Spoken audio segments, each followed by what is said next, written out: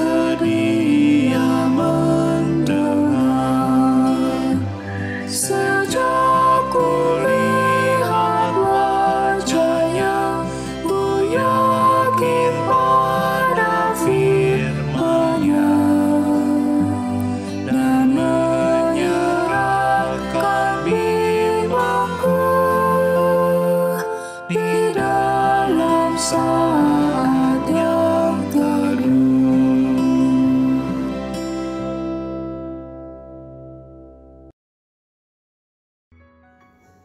Mazmur 1 ayat 1-2. Berbahagialah orang yang tidak berjalan menurut nasihat orang fasik, yang tidak berdiri di jalan orang berdosa, dan yang tidak duduk dalam kumpulan pencemooh, tetapi yang kesukaannya ialah Taurat Tuhan, dan yang merenungkan Taurat itu siang dan malam. Selamat pagi Bapak Ibu sekalian, kita berjumpa kembali ya di dalam doa pagi online. Nah, hari ini kita bersama-sama akan mendengarkan firman Tuhan. Saya mengajak kita bersatu di dalam doa. Saudara, mari kita berdoa. Bapa dalam Tuhan Yesus Kristus, di pagi hari yang Tuhan sediakan bagi kami mau datang sebagai umat-Mu untuk kembali mendengarkan firman-Mu. Kami percaya bahwa di dalam kekuatan firman-Mu lah kami senantiasa boleh berjalan seturut dengan apa yang Tuhan kehendaki.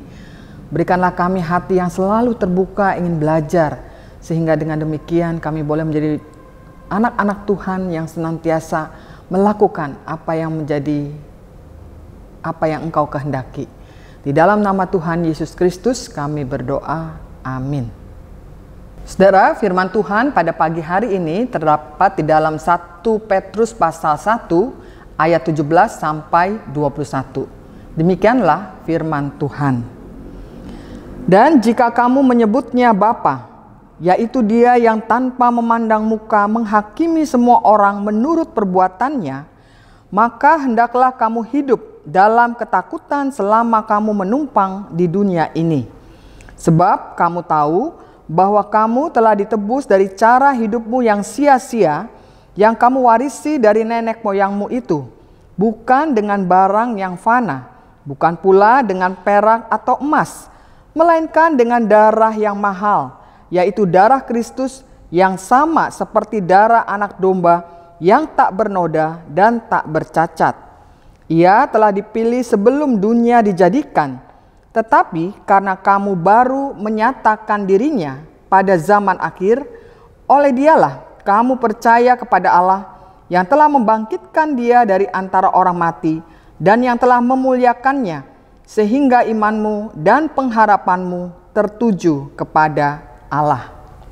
Saudara, sampai semikian pembacaan kita. Tentu yang berbahagia adalah kita yang mendengarkan firman Tuhan serta memeliharanya. Saudara, tema doa pagi ini adalah ditebus dengan darah Kristus. Saudara, istilah ditebus dengan darah Kristus tentunya kita sering mendengar ya. Mungkin melalui liturgi ibadah atau juga mungkin dalam khotbah-khotbah pendeta. Namun barangkali kita masih belum memahami secara utuh, secara benar apa yang dimaksud dengan ditebus dengan darah Kristus. Nah saudara, pada pembacaan hari ini lewat 1 Petrus pasal 1 ayat 17-21 kita akan mempelajarinya. Nah saya mulai saja saudara bicara tentang Injil. Nah saudara, apa arti Injil bagi kita? Kita semua akan mengatakan Injil itu sangat penting buat saya. Nah tapi apa, seberapa pentingkah Injil itu buat kita? Dan apa kepentingannya? Saudara, Injil itu penting bagi kita. Salah satunya adalah Injil itu menolong kita untuk menemukan jati diri kita, menemukan nilai diri kita atau citra diri kita. Nah itulah sebabnya kita memahami saudara bahwa nilai diri atau citra diri ini ternyata ada dua hal yang tidak sesuai dengan kehendak Tuhan. Nilai diri yang pertama adalah nilai diri yang merasa super merasa hebat, ujung-ujungnya menjadi kesombongan. Nah, nilai diri yang lain yang rusak itu adalah nilai diri yang sebaliknya, merasa lemah, merasa tidak berdaya, akhirnya kita menjadi orang-orang yang minder. Nah, saudara, nilai diri apa yang diinginkan Yesus?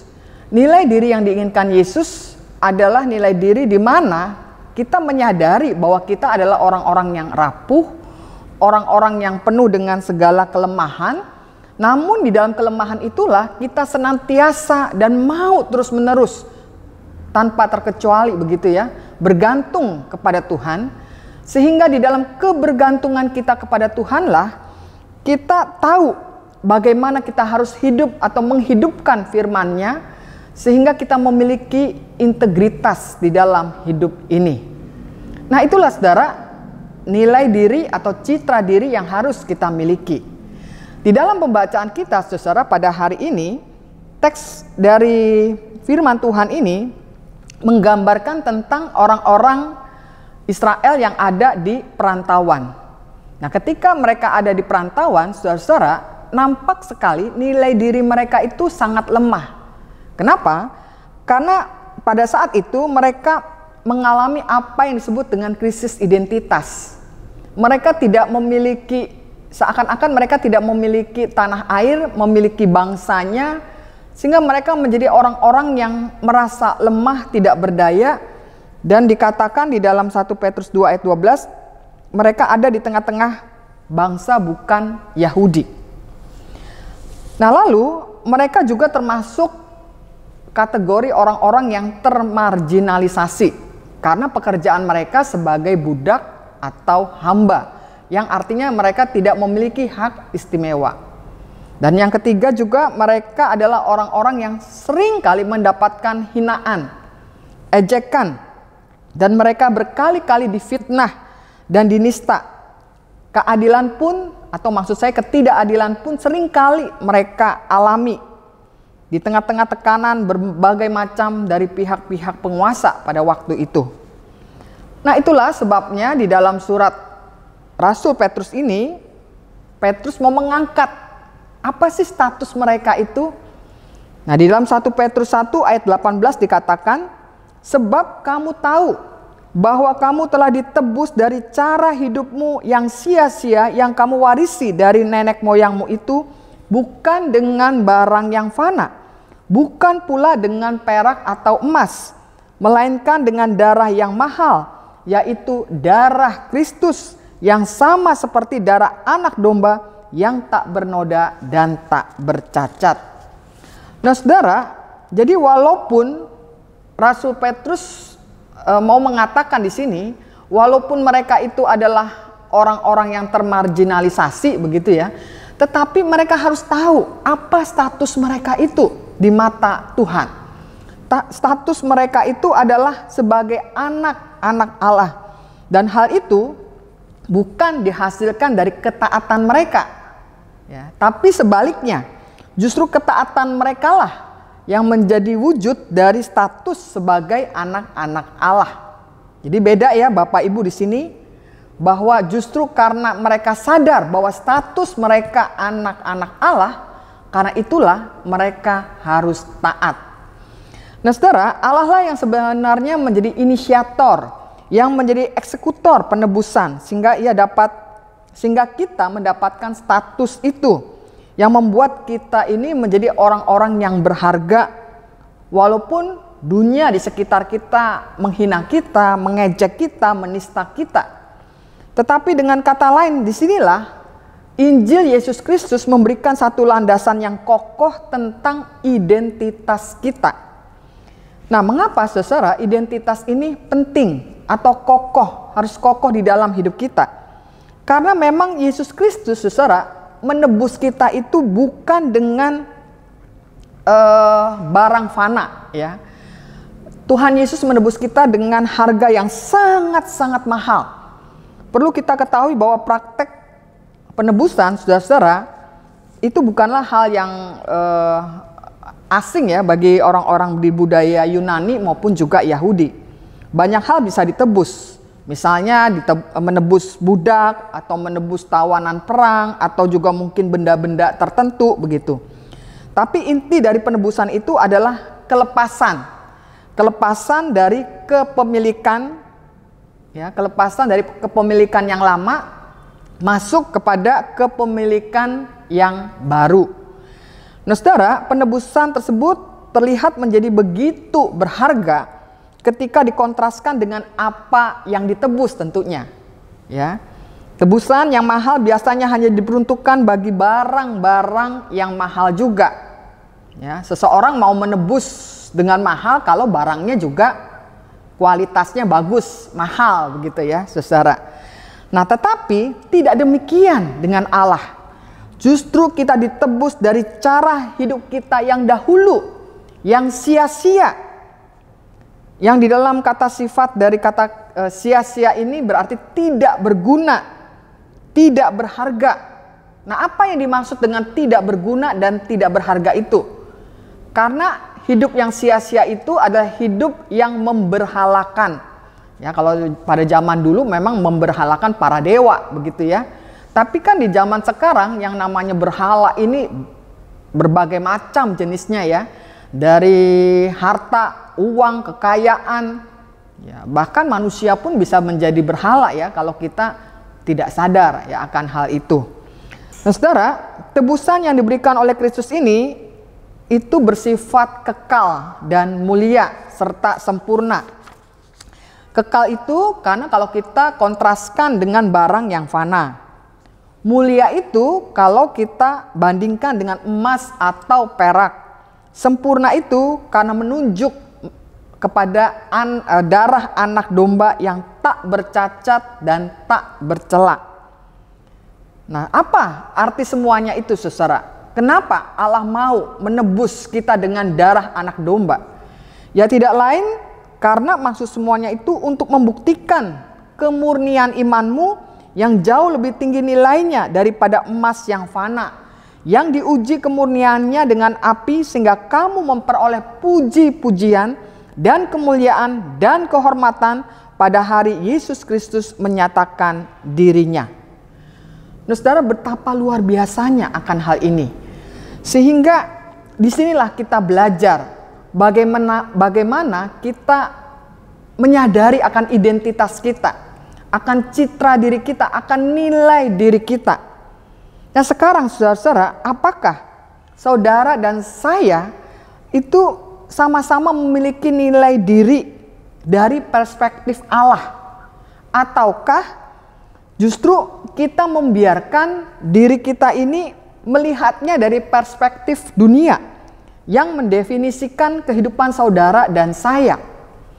Apakah selama ini saudara bersusah payah untuk mengejar banyak hal yang dibanggakan oleh dunia, supaya saudara bisa diterima, bisa diakui, bisa dihormati oleh orang-orang lain atau ya dunia ini, sehingga dengan itu kita melakukan hal-hal yang tidak benar, menyimpang dari jalan Tuhan, dan kita terus-menerus ada di dalam dosa dan tidak mau keluar dari sana. Nah, saudara, kalau saudara dan saya menyadari akan nilai diri kita, citra diri kita yang sudah ditebus oleh darah anak domba Allah itu, seharusnya kita menjadi orang-orang yang mensyukuri apa yang sekarang ini kita miliki. Apa yang kita miliki ini adalah kita memiliki Allah, Sang Pencipta langit dan bumi, yang sangat mengasihi saudara dan saya. Untuk itulah, mari saudara, kita hidupi firman Allah. Kita jadikan diri kita orang-orang yang taat, setia apapun yang terjadi di dalam hidup ini. Karena kita melihat bahwa kita memiliki identitas sebagai anak-anak Allah. Amin. Saudara-saudara, mari kita menyatukan hati kita di dalam doa. Pagi ini Tuhan, kami menyapamu dengan rasa syukur. Sebab Engkau adalah Allah yang menyertai perjalanan hidup kami. Bahkan tidak hanya itu, di dalam kasih sayang-Mu, Engkau menebus kami dengan darah-Mu yang kudus, sehingga kami boleh menjadi manusia-manusia baru di dalam Yesus Kristus. Karena siapakah kami Tuhan yang sering kali mengecewakan-Mu dengan segala dosa-dosa dan kesalahan kami. Tetapi Engkau adalah Allah yang tidak pernah lelah untuk merangkul kami dalam kasih-Mu, agar kami boleh kembali hidup benar di hadapan Tuhan dan sesama kami. Tuhan, saat ini juga kami ingin berdoa untuk orang-orang yang mengalami kekerasan hidup, baik fisik, ekonomi, dan hak-hak mereka sebagai manusia diabaikan. Kami berdoa Tuhan untuk anak-anak terlantar karena dibuang oleh orang tua mereka, para lansia, dan juga anak-anak disabilitas yang tidak mendapatkan perhatian keluarga, dan juga orang-orang yang memperjuangkan sampai saat ini hak-hak atas tanah mereka. Tuhan, kami juga ingin berdoa untuk kaum perempuan ataupun laki-laki yang mengalami kekerasan secara fisik. Untuk mereka semua Tuhan, kami menaikkan doa dan memohon belas kasih-Mu agar baik pemerintah, masyarakat, maupun juga keluarga demi keluarga benar-benar memiliki belas kasih seperti Engkau memandang mereka di dalam kasih-Mu yang begitu luar biasa. Mampukan kami Tuhan untuk tidak menyingkirkan mereka. Mampukan kami Tuhan untuk merawat mereka. Dan kami percaya Tuhan, di dalam kuasa kasih-Mu, Engkau mampu melindungi mereka. Dan Engkau akan mengirimkan orang-orang yang mau memperjuangkan keadilan atas hak-hak mereka, sehingga mereka boleh hidup layak sebagaimana manusia yang Engkau ciptakan. Tuhan, kami juga ingin berdoa untuk para medis, baik para dokter, perawat, atau tenaga-tenaga kesehatan lainnya yang berjuang menolong para pasien-pasien COVID agar mereka kembali sembuh. Kami terus berdoa Tuhan agar pemerintah dapat mengatur sedemikian rupa sehingga ketersediaan tempat tidur, obat-obatan, peralatan kesehatan yang dibutuhkan para pasien tetap dapat ditanggulangi dengan baik. Dan keluarga-keluarga yang anggota keluarganya terpapar COVID, Tuhan lindungi mereka sehingga mereka tetap mampu merawat anggota keluarganya sampai sembuh. Dan juga keluarga-keluarga atau saudara kami yang mengalami berbagai penyakit lainnya, Tuhan karuniakan mereka kesembuhan. Tuhan, kami juga ingin berdoa untuk perdamaian dunia ini. Kami berdoa agar negara-negara yang mengalami perang di berbagai tempat di belahan dunia ini, Tuhan pulihkan kehidupan mereka, agar mereka pun pada akhirnya memiliki hidup yang damai dan bisa membangun negaranya. Kami juga berdoa untuk ketegangan yang terjadi seperti di Ukraina dan Rusia, beserta dengan negara-negara sekutu mereka. Tuhan, redakanlah ketegangan itu. Tuhan, tolong agar ada jalan perdamaian yang mereka bisa temukan, sehingga tidak terjadi perang yang hanya mengorbankan nyawa sesama manusia dan harta benda. Kami memohon belas kasih-Mu ya Allah untuk perdamaian dunia ini. Kami juga berdoa Tuhan untuk keharmonisan keluarga di tengah-tengah masa pandemi saat ini. Ikatkanlah kami dalam tali kasih yang kuat, baik antara suami dengan istri, orang tua dengan anak, dan juga persaudaraan dalam keluarga besar. Kiranya kami hidup dalam kasih, dalam pengampunan, sehingga perdamaian dalam keluarga bisa terjaga dengan baik. Tuhan, kami juga ingin berdoa agar keluarga-keluarga yang mengalami berbagai pergumulan seperti pemutusan hubungan kerja atau usaha atau bisnis mereka yang macet dapat menemukan jalan keluarnya, sehingga keadaan keluarga secara ekonomi mereka dapat kembali pulih. Dan keluarga-keluarga yang atau anggota keluarganya mengalami sakit, Tuhan pulihkan mereka. Tuhan, kami percayakan Tuhan seluruh kehidupan kami dan pergumulan kami ke dalam tangan Tuhan. sambil tetap mengimani bahwa apapun yang terjadi dalam hidup kami, baik susah atau senang, baik sehat ataupun sakit, ketika Tuhan tidak pernah meninggalkan kami, maka kami akan mampu melalui pergumulan apapun dengan kekuatan yang datang daripadamu. Terima kasih Tuhan atas segala hal yang boleh kami naikkan di dalam doa-doa kami ini. Doa ini hanya kami alaskan di dalam nama Tuhan Yesus Kristus. Amin.